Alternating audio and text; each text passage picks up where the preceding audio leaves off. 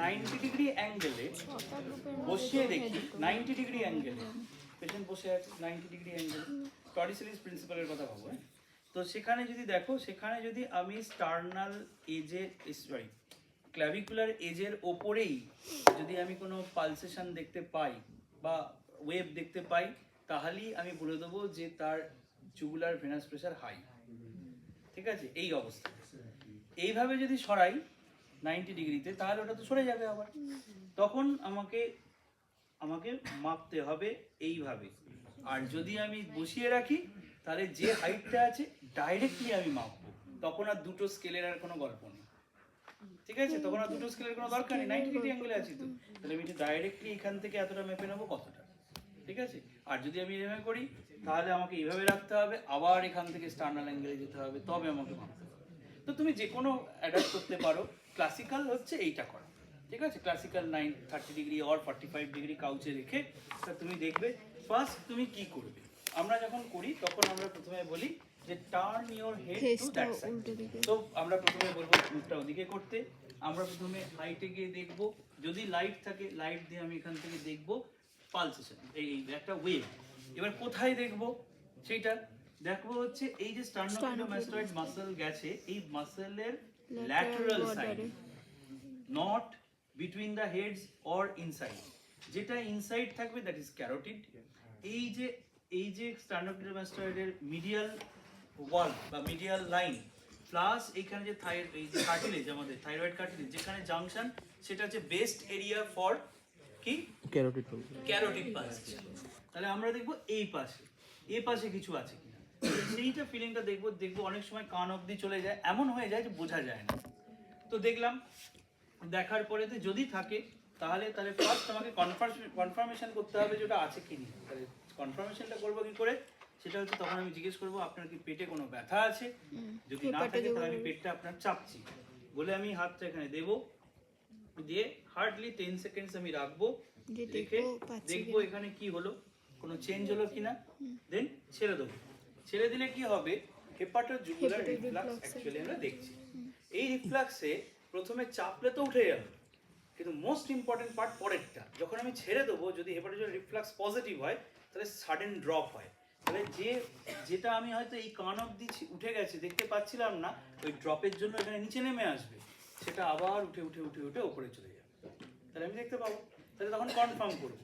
যদি কনফার্ম করি তাহলে আমি কোনটা নেবো, যেটা হাইয়েস্ট পজিশন আমি সেটাই নেবো, নর্মাল অবস্থায় যেটা হাইয়েস্ট পজিশন। তাহলে তখন আমাকে এইভাবে স্কেল রেখে এইভাবে দেখতে হবে, মেপে দেখতে হবে যে কতটা আছে।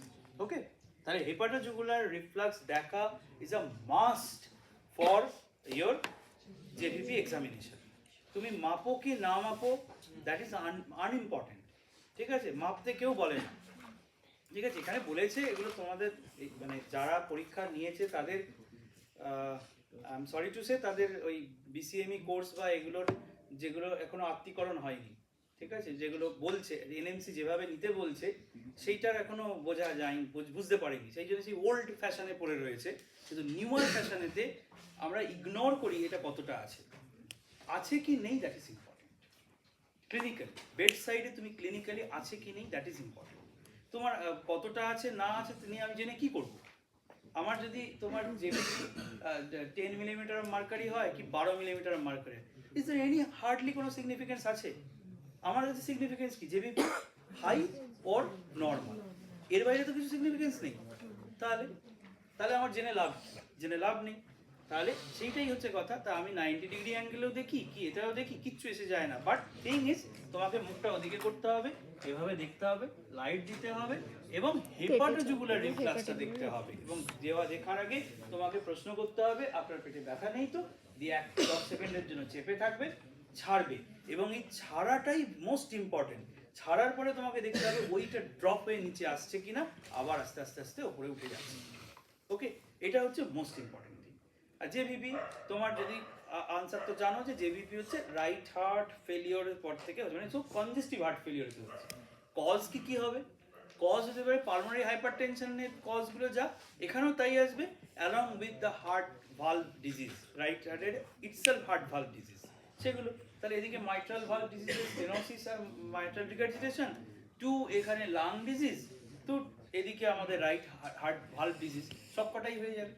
তো এর সাথে একটা জিনিস বলে যে যদি তোমার এই যে জেভিপি যে ওয়েভ প্যাটার্ন, কটা ওয়েভ থাকে ক্লিনিক্যালি, কটা দেখতে পাও? তিনটে। সে তো তুমি পিকচারে ফেললে পাচ্ছ, কিন্তু ক্লিনিক্যালি কটা ওয়েভ দেখতে? তিনটে। দুটো। সো ক্লিনিক্যালি দুটো দেখতে পাবো, ঠিক আছে? ক্লিনিক্যালি দুটো দেখতে পাবো, এ আর ভি দেখতে পাবো। হ্যাঁ, ঠিক আছে, এ আর ভি দেখতে পাবো, ঠিক আছে, দুটো ওয়েভ দেখতে পাবো। তাহলে যদি ডিফারেন্স করতে বলে, how can you differentiate it between carotid impulse and jugular venous pressure? তাহলে প্রথমেই বলবে তুমি লোকেশন। লোকেশনে তুমি বলছিস স্টার্নোক্লিটোমাস্টাইড এটা ল্যাটারালে আছে, আর এটা তোমার লোকেশনটা স্টার্নো মিডিয়ালি ওই জাংশনেতে রয়েছে। সেকেন্ড হচ্ছে এটা দুটো ওয়েভ দেখতে পাবো, এটা আমরা single wave.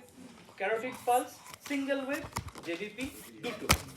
Carotid can be palpable, JVP only visible, not palpable. Carotid cannot be, pulsation cannot be changed by changing the posture, but JVP changing posture আমি চেঞ্জ করে দিতে পারি। সেকেন্ড, ইন্সপিরেশন, এক্সপিরেশনে ক্যারোটিড চেঞ্জ হবে না, JVP change হবে। যদি ইন্সপিরেশনে কি হবে, নেগেটিভ ইন্ট্রাথোরাসিক প্রেসার যখন বেড়ে যাবে তখন জেভিপির কি হওয়া উচিত? ভেনাস রিটার্ন বাড়বে, তাহলে আরো উঠে নেগেটিভ ইন্ট্রাথোরাসিক প্রেসার আরো উঠে যাবে, তাহলে ব্লাড আরো বেশি এলো, তাহলে হাইট বেড়ে যাওয়ার পরে, তাই তো? এবার যদি প্যারাডক্সিক্যালি যদি না হয় তখন তাকে কি সাইন বলে? Pulsus paradox. না ওটা আলাদা স্যার, ওই তো ঠিক আছে, কনস্ট্রিকটিভ পেরিকার্ডিয়াম, ঠিক আছে। আচ্ছা, সেটা পাওয়া যাবে। তাহলে ইন্সপিরেশনে হলো, পজিশনে হলো, ঠিক আছে, পালসেশনে হলো, নাম্বারে হলো, তো এইভাবে চেঞ্জ করে তুমি বলে দিতে পারো। হেপাটোজুগুলার রিফ্লেক্স ওটা চেঞ্জ হবে না। আর হচ্ছে হেপাটোজুগুলার রিফ্লেক্স এটা চেঞ্জ হবে, ওটা কিছুই চেঞ্জ হবে না, হয়ে গেল। তো এইটাই হচ্ছে এই ডিফারেন্স, এটা বলেই পেয়ে যাবে তুমি, বুঝে গেল? আচ্ছা, এইবারে যদি তুমি বলো যে ক্লিনিক্যাল এই তোমার ইয়েতে সেখানে কটা ওয়েভ আছে, সেটা হচ্ছে এই হচ্ছে A C V X and Y. এবার তোমাকে যদি বলা হয় এ কেন, সি কেন, এ কেন, ওয়াই এ, এট্রিয়াল কন্ট্রাকশন, যেটা হচ্ছে আমাদের ডায়াস্টোলিক লাস্ট ফেজ, যখন লাস্ট ডায়াস্টোলিক ফেজে কন্ট্রাক্ট করছে তখন ঢুকছে ব্লাডটা।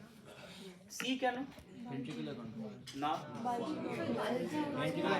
আইসোভলিউমেট্রিক কন্ট্রাকশন ফেজ চললো, বালজিং হলো, একটুখানি বাল্জ হয়ে গেল, ঠিক আছে। এক্স হলো বেরিয়ে গেল, তোমার এট্রিয়াম থেকে ভেন্ট্রিকল থেকে ব্লাড বেরিয়ে গেল, ঠিক আছে। তাহলে তখন কি হবে, তখন তোমার এবারে ব্লাড এটা নেমে গেল নিচে, তোমার মাইট্রালি ট্রাইকাসপিড ভালভটা তোমার নেমে গেল নিচের দিকে, তো প্রেসার কমে গেল এবং এট্রিয়াল রিল্যাক্সেশন হয়ে গেল। এরপরে কি হবে, ভি কেন না, ব্লাড ফিলিং ফেজ হয়ে গেল। আর তারপরে ওয়াই কেন, ওয়াই হচ্ছে ফার্স্ট র্যাপিড ফিলিং ফেজ, যখন blood according to pressure gradient নিচের দিকে নেমে আসছে। এবারে এ ওয়েভ প্রচুর কেন এ ওয়েভ হয়ে যেতে পারে, কেন হতে পারে? কমপ্লিট হার্ট ব্লকে হতে পারে। এভিএন কমপ্লিট হার্ট ব্লকে কেন হয়? এভি ডিসোসিয়েশন হয়েছে, জাংশনাল ট্যাকিকার্ডিয়া। কেন হবে এভি ব্লকেতে, কেন হবে?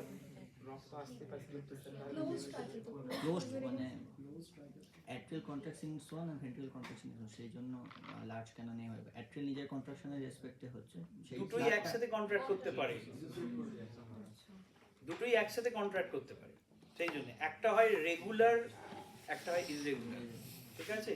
জাংশনেতে হয় ইররেগুলার আর এটাতে রেগুলার ওয়েভে আসবে, কারণ কমপ্লিট হার্ট ব্লকে তো আমাদের রেগুলার প্যাটার্নে চলছে, সেই জন্য ওটা রেগুলার থাকবে, আর ওটা ইররেগুলার, জাংশনালে ইররেগুলার।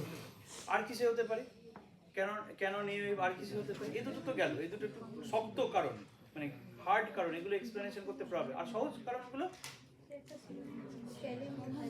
কন্ট্রাকশনের এই দরজা দিয়ে যদি আমরা সবাই মিলে বেরোতে যাই কি হবে?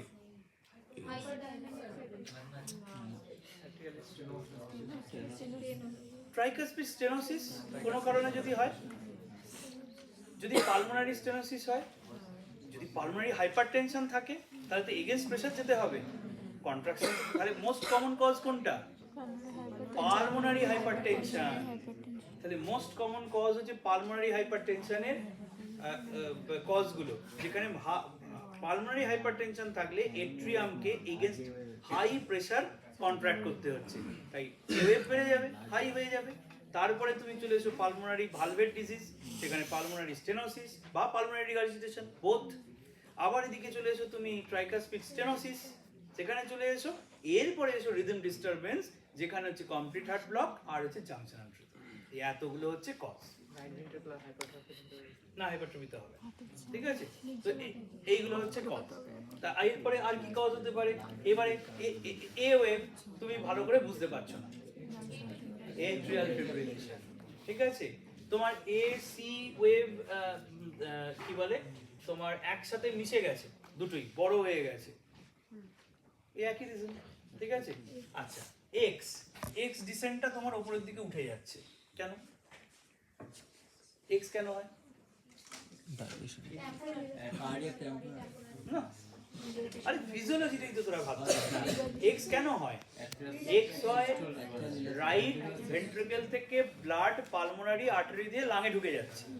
ইন দ্যাট সিনারিও তখন আমাদের এট্রিয়ামের প্রেসার কমে গেছে, কারণ এট্রিয়াম যখন কন্ট্রাক্ট করছে, সরি ভেন্ট্রিকল যখন কন্ট্রাক্ট করছে, এট্রিয়াম তো রিল্যাক্স করবে, ঠিক আছে? কিন্তু যদি এক্স্যাক্টলি যদি ট্রাইকাসপিড রিগার্জিটেশন থাকে, তাহলে যখন রাইট ভেন্ট্রিকল কন্ট্রাক্ট করবে, তখন a part of blood back করে leak back to the right atrium, তখন কি হবে? ভিটা উপরের দিকে উঠে যাবে, ঠিক আছে? আচ্ছা, ভি এ ভি একসাথে, মানে ভিও খুব বড় হয়ে যাচ্ছে, তখন কখন হবে? ভি কেন হয়? ফিলিং ওই একই রিগার্জিটেশন, তোমার এখানেও ব্লাডটা বেশি আছে, আবার পরের ব্লাডটাও আসছে, তাহলে তার থেকেও বড় হয়ে গেল, তাহলে প্রেসার আরো বেশি হয়ে গেল। X descent, V X descent অনেক নিচে নেমে গেল, ডিসেন্ট অনেক নিচে নেমে গেল, V X descent. Constrictive, constrictive শুধু নয়, শুধু পেরিকার্ডাইটিস হবে না, কনস্ট্রিকটিভ পেরিকার্ডাইটিস হবে, ঠিক আছে? এটা ভালো করে দেখে নেবে এই জায়গাটা, ঠিক আছে? কোনটাতে কোনটা হয়? স্যার ওই এক্সট্রা যে উপরে উঠলো ওই পালমোনারি স্টেনোসিসে পালমোনারি স্টেনোসিস কোনটা বলছো বলো? শুধু এক্সটা ওঠা, শুধু এক্স যদি ওঠে, আচ্ছা শুধু তুমি ভেবে দেখো এক্স কেন হচ্ছে? পালমোনারি স্টেনোসিস হলে তোমার এট্রিয়াম থেকে ব্লাড, সরি ভেন্ট্রিকল থেকে ব্লাড যাওয়ার সময় বাধা পাবে, ঠিক? কিন্তু কোনো ব্লাড তো, হ্যাঁ কোনো ব্লাড তো ব্যাক করে লিক ব্যাক টু এট্রিয়াম যাচ্ছে না ভেন্ট্রিকল থেকে। প্রেসারটা কোথায় হবে? প্রেসার ট্রাইকাসপিড ভালভ যদি ঠিক থাকে তাহলে তো যাওয়ার কথা না, তাহলে তোমার এট্রিয়াম তখন এট্রিয়ামে যা প্রেসার দেখাবে সেটাই প্রেসার দেখাবে, ভালভ যদি ঠিক থাকে। স্যারকে কি বলবো? না বাল্জ কেন করবে? ও তো ওখান দিয়ে যাচ্ছে, লিকি হলেও তো যাচ্ছে, মানে ওই জায়গা দিয়ে যাচ্ছে, এপাশে তো লিক করছে, লিক করছে, ঠিক আছে? ঠিক আছে, আজকে তাহলে আমাদের দুটো হলো, কালকে আমরা